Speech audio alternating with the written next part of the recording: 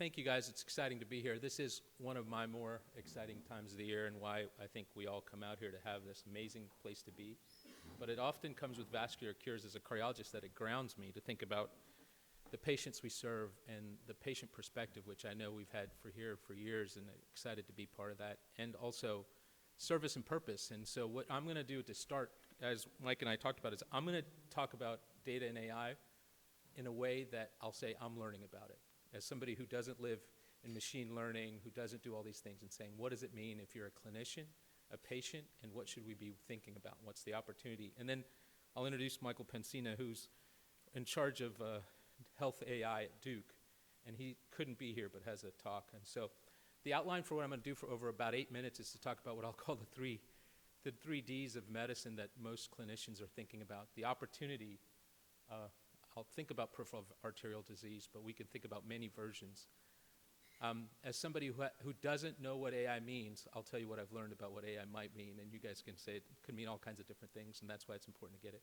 And then I think Michael Pensina's talk, and for us, is to say, there's huge opportunity, there's potentially ethical risk, other issues. How do we make the best outcome from this? So that's our task. People have seen these maps. We've done this. Others have done this. This is the amputation map of the United States several years ago.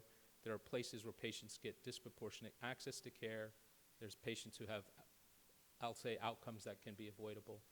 One of our vascular surgical residents, Hope Weisler, had done some work on this with a group of people saying, and I think this is for all of medicine, there's a population of patients. In cardiovascular medicine, we say, well, everybody with blood pressure should get these therapies. But certain people respond differently, we know. Everybody with cholesterol problems should get these therapies, but we know people respond differently. So who's at risk?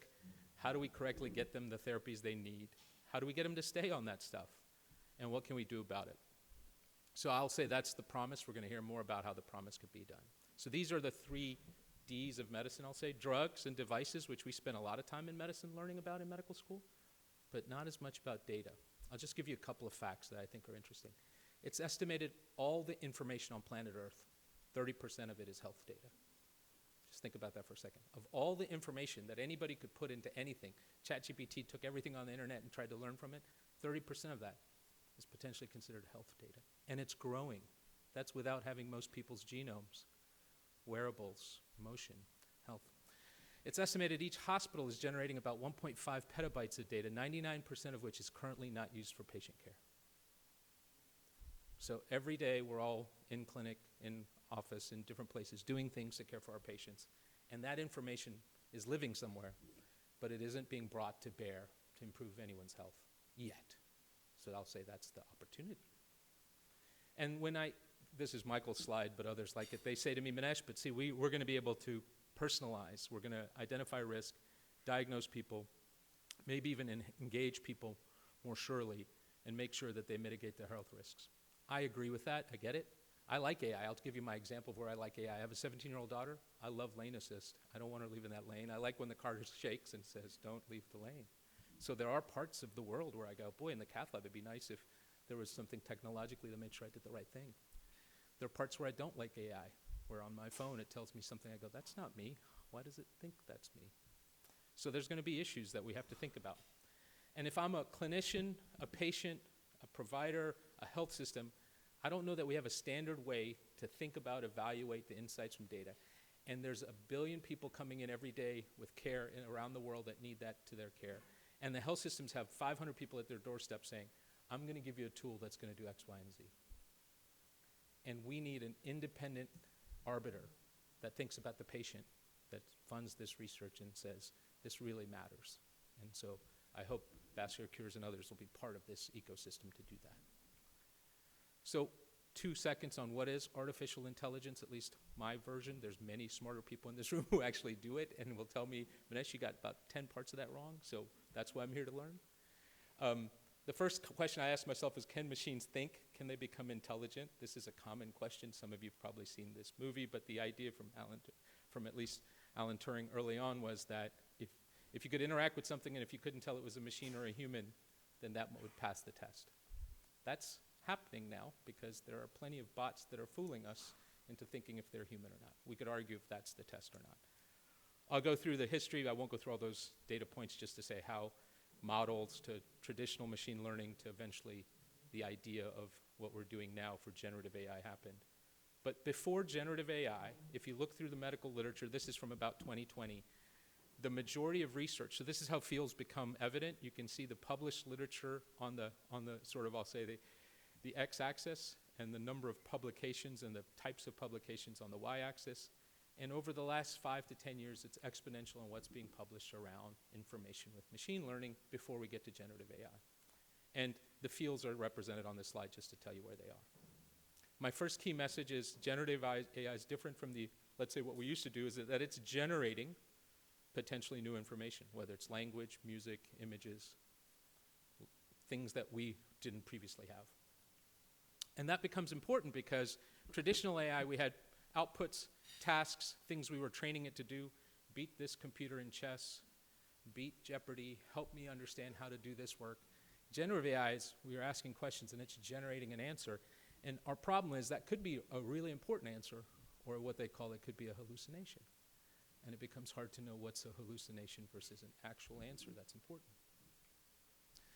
This is projections now from people like Deloitte or others, but these advances that happen in the world, like healthcare, happen at exponential spaces. They don't happen in a linear fashion. We think of our lives in this linear fashion, but we don't realize there wasn't an iPhone until 2007, and now we don't know how 6 billion people walk around without one. Something like that could be happening here if there's information that's actually unleashing the 30% of all the data that lives for our patients. However, we have to ensure that those patients, whether they're getting that information or we're getting that information, that we can use it in meaningful ways. And one would say, at least I would say here, the examples, robots and operating rooms, digital music, genomics, smartphone, they all exist, but there's also other ones that were really hyped that never got there. So there are times in my practice where I'm trying to figure out what's hype and what's real with what's going on in this space. I think it's impossible to not think, though, that there's digital information that will be available to people about their own health every day that can be brought to bear to improve their health. So it'll be driven by this transformation that I think will be hopefully interoperable. We can decide if that's true. But I do think generative AI and some of those models allow us to get much farther down the road. So how will we monitor it and test it? And I think that's what Michael's going to talk about. I think that's part of what we should be talking about today too. I think about it this way: there's always data.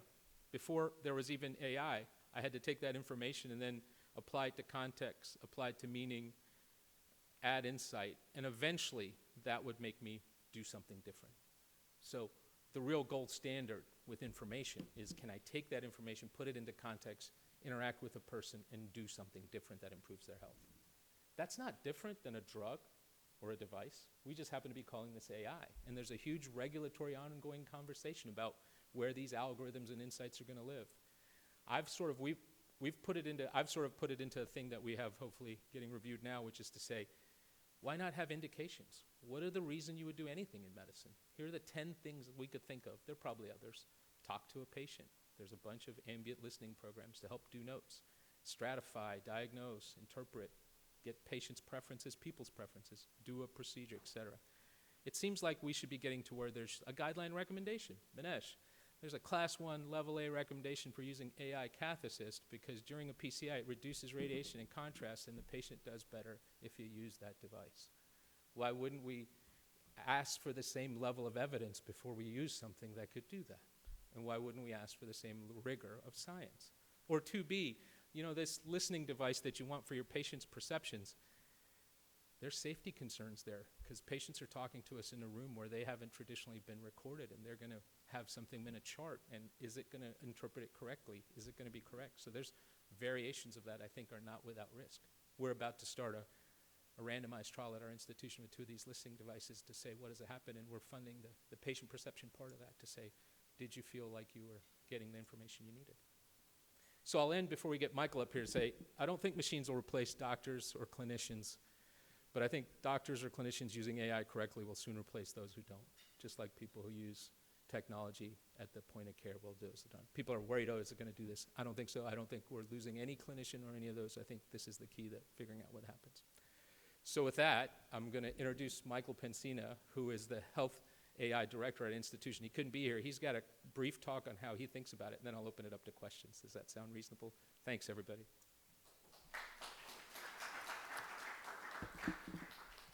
So I think if you could play the video, Michael will get going. He's a data scientist, helped with the Framing Heart study. Actually, interestingly, Mike, to your point, came to Duke a few years ago and has now worked to help us do this. This is like when I'm waiting for Netflix to load, Madam Secretary.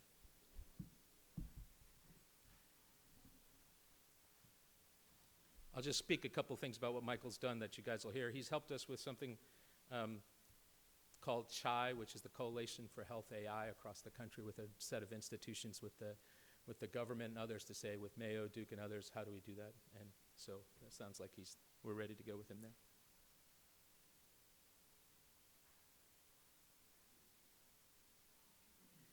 I hear him I see him talking, but I don't know if we have volume yet.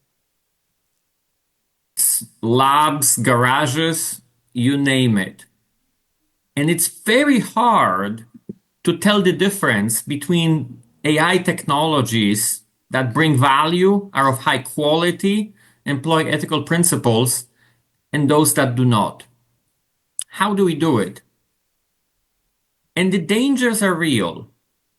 I have two articles presented here. The one on the right by Ziad Obermeyer took an algorithm used in a number of hospitals in the Northeast and demonstrated a major racial bias, right? According to the tool, about 18% of Black individuals would qualify for additional preventative care to keep them out of hospitals.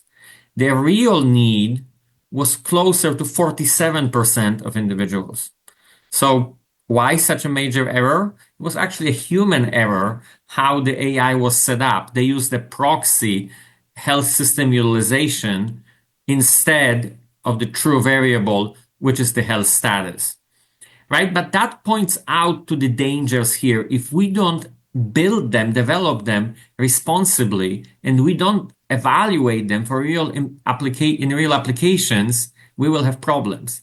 The paper on the left shows a study out of the University of Michigan where they took an algorithm for sepsis developed by a large EHR vendor, applied it in their hospital, and found that it doesn't perform well, right? It was developed on fairly robust data set, but that challenges our assumptions that if you have a fairly robust data set, your algorithm can be applied everywhere else. Well, sepsis is an in-hospital feature related to workflows in the clinical application, and it's not as simple as transporting it from one data set to another application. So we need to do better. I was very upset after the Obermeyer paper came out and the obvious violation of development principles for risk algorithms. So we published this perspective. And we set up a set of criteria for algorithm developers how to do it in a principled way. We also made this prediction that no single regulatory agency will be able to review all the AI that's coming upon us. Well, this paper was published in April 2020. I think nobody read it because we had bigger issues at that time. But it came true this spring where the commissioner of the FDA, Rob Califf, basically said as much as we said in this paper, that the FDA will not be able to review all AI algorithms. So we need public-private partnerships, we need health systems, and we need developers to step up to the plate, because the fact that we don't have one agency to do the work for us, it doesn't absolve us from the utmost scrutiny.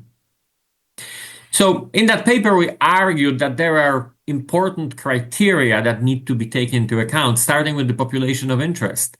Are you developing your AI tool on the population to whom you want to apply it, right? And that's not only for risk prediction algorithms, but it's very true in imaging, right? If you develop an algorithm or a predominantly white population, it will not work well on people of different races or ethnicities. And that will be that will be true regardless of the technique if you don't take it into account. The outcome of interest, the Obermeyer issue, if you use the wrong proxy, you will not have a good algorithm. What's your time horizon? For example, I do a lot of work in cardiovascular prevention, right? And the standard time horizon is 10 years, but we know that it underestimates the burden of risk in young individuals, especially women. We need a longer horizon. That's why we have 30-year algorithms or lifetime algorithms. What goes into the algorithm? What are the predictors that are used, and how easy are they to collect? Are they biased? Do they really contribute value? What's the mathematical model? I feel that many developers like to make it as hard as possible because it's either fashionable or maybe it's good to hide behind the complication, not to share your IP. Right? I argue solve the problem with the simplest tool that does the job. And model evaluation is critical, and it's different than the evaluation of the clinical decision support or the tool that results from the algorithm, right? So we need to be able to evaluate those. And evaluation of large language models is a whole different beast, so to speak, because the standard metrics don't apply, and it's a very human intensive process. And then clinical implementation is critical. If you don't start with clinical implementation as your end goal, I like to talk about the parking lot of algorithms, good ideas that never see the light of day. And to avoid it, you start with the clinical implementation, with the use case for which you're developing the tool, and then build out.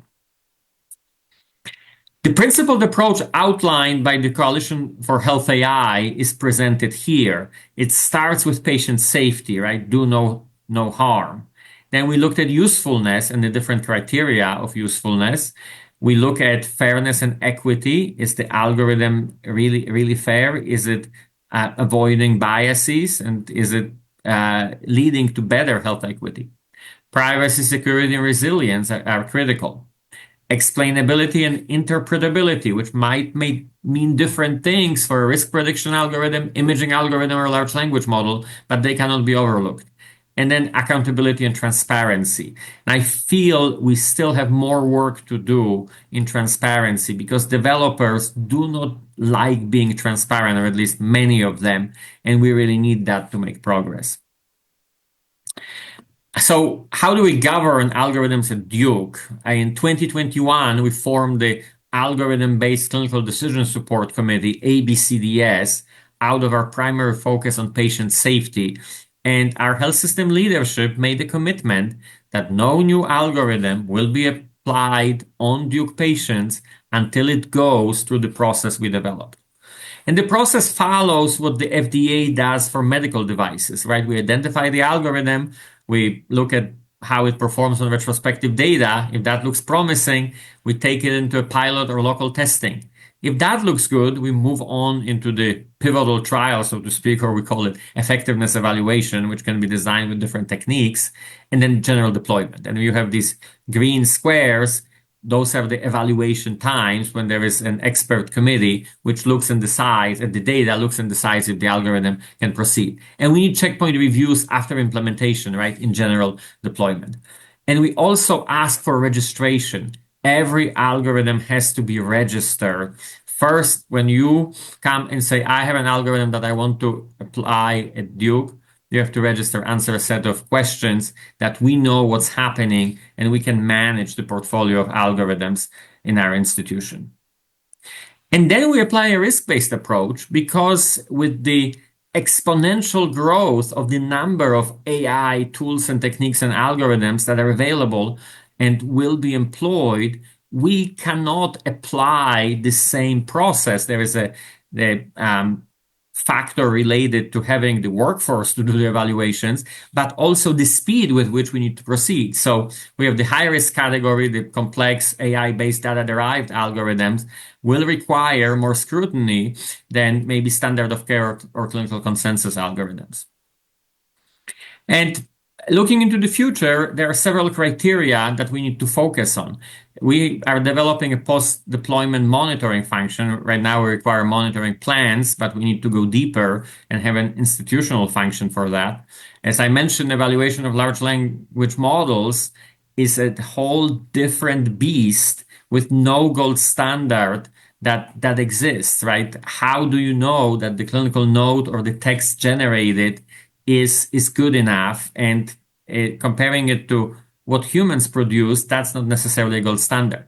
Imaging AI in different subject matter areas and domains requires its own attention and assessment of value, right? That's a really, really important question that tends to be overlooked in the hype of AI. We assume that it's going to do what we want it to do, and that will bring value, but we need to demonstrate it. Because if we don't demonstrate that it brings value, people will not want to use it. So let's hope for a better future. I think AI can truly revolutionize medicine. I strongly believe that, but only if we build, evaluate, and govern algorithms using highest standards of ethical principles. Thank you very much. All right. Well, I'll say that we want to be positive. I hope that doesn't sound too negative about what we think the future is. The future is really amazing. I think what you hear from Michael and a little bit of what you hopefully heard from me is that we want to harness this in a way that actually we can measure and leads to better patient outcomes, and that's our goal today. So I'll stop there and see if there are any questions or comments before we get into the next part of our discussion. Yes, great. Somebody from this table, one of you two would be great.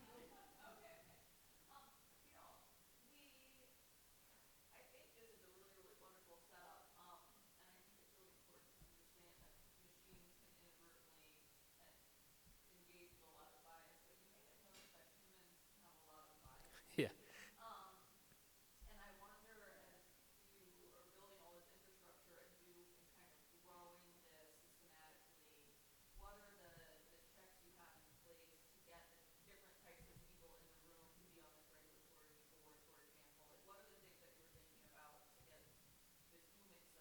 Such a great question. You know, such a great question because if you're sitting out in the audience, you're probably going, that's all well and good, Manesh, but not everybody can put 17 things into their health system to go do this, one. And I say that to our own health system, like I'm going to need AI to work on our management of AI because there's so much stuff now that has to be done. Two, if you're a vendor or somebody who develops a new tool, how long is it before you guys will ever test it? Because you just told me about the 75 checks. And three, I love Michael. He's a data scientist. How many clinicians, patients, and other people are going to be in from different viewpoints? And he and I have had really good conversations about that. I think this is something this group should inform. You know, we can talk about what's the best practice of how you test it. This is not, again, I'll use my analogy to drugs and devices. We, for many years in cardiovascular medicine and in vascular medicine, this is how we would study something. But now we're talking about, well, who should be helping us study that? Should it be patient-centered? Who should be on the steering committees? Who should be in this? How do we engage all the stakeholders? So I totally agree with that perspective because I think if at our place, again, in the cone of silence, you know, the DHTS or our Health Information Technology Group is not always embraced by our clinicians as, oh, they're going to make my life easier. They're making it harder sometimes. How many passwords, how many different things. So how do we get that in place? I think it's a good one. I don't have an answer except to say we're opening it up to say people like this group and others should say who should be stakeholders. Yes, please. Yeah.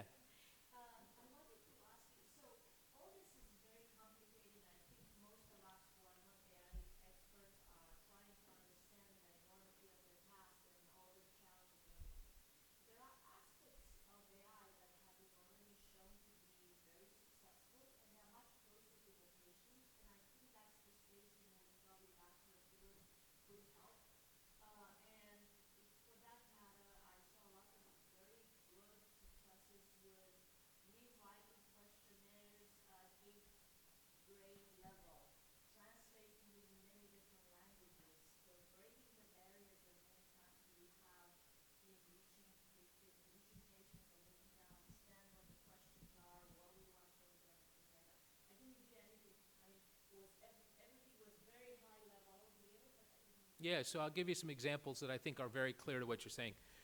I'll give you one example that we are testing now at our institution, what we'll call the Epic Inbox AI tool.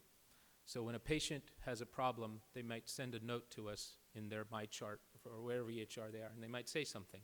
And we're testing because what happened when healthcare started is all these came directly to the doctors and the clinicians, and so they're spending a lot of their time trying to make sure we answer patient questions. And one of the most immediate tools that might help us is I'll say it, an AI bot or something that says, hey, Mrs. Jones is wondering about this, can we get her a refill, and answers and drafts a text response. So we're doing that analysis at our institution. Some early take-homes for me there are safety concerns. Because if Ms. Jones says, hey, I'm having chest pain, I don't want the AI bot to say, oh, you should do X, Y, and Z. I want the AI bot to say, go to...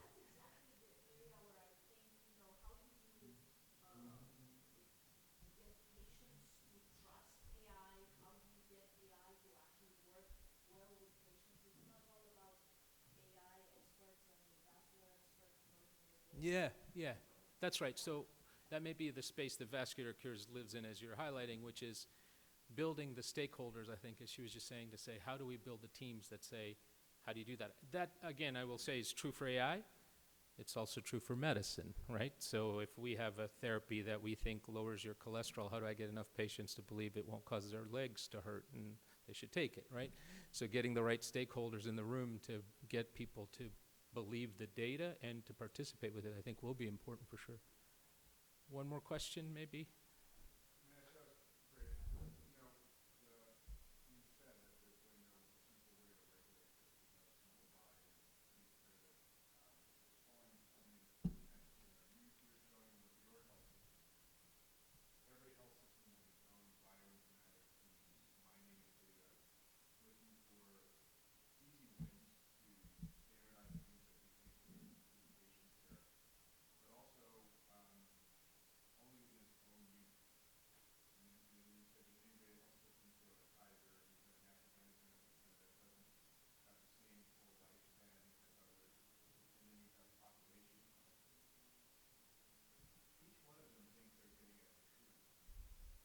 Yeah.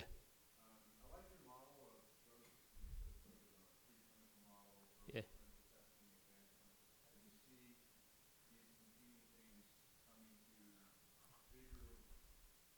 I think that's where the opportunity is going to be, even for the question around how do we get patient engagement. I think that FDA's regulatory landscape, I had another deck we can, in another part, talk about. If you look at the regulatory landscape of what's going to get approved, that's one bar. And then I'll just be very frank, what's going to get paid at the system level? Because these are 75,000, let's say, subscription models. Somebody's coming to the system to say, oh, do you want to subscribe? And each system is going to have to say, do we really want to do it? So Michael talked about CHI, which is about 10 systems now integrating and interacting. There's another group of people with community health centers, OCHIN and others that we're working with that has what I'll call a network of health equity AI teams called HEAL. I do think we're going to need networks of groups that put together patients to say, what's our best practice? Because I think you're right. Each group is trying to sort something out. So that's why I use the evidence model to say, we as clinicians and as patients, this gets back to your question, we should sit in a room first and say, this is what it would take for me to believe it works, for me to use it. And then say, this is the level of evidence we want. Not right now where AI is what I'll call is the PKPD model of drug development. I tested it on some data and it shows me that it does this. I haven't tested in a lot of humans yet to see if it does the outcome we want. I've just shown you that it's the drug, if I've given it to 10 healthy volunteers, does this. I took a data set, even though it's large, I showed you it did this retrospectively.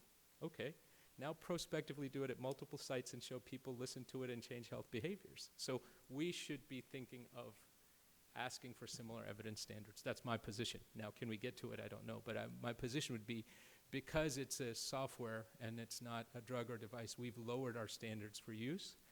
And that might be right for certain things, but to your point, it might not be right for something else if people don't trust it.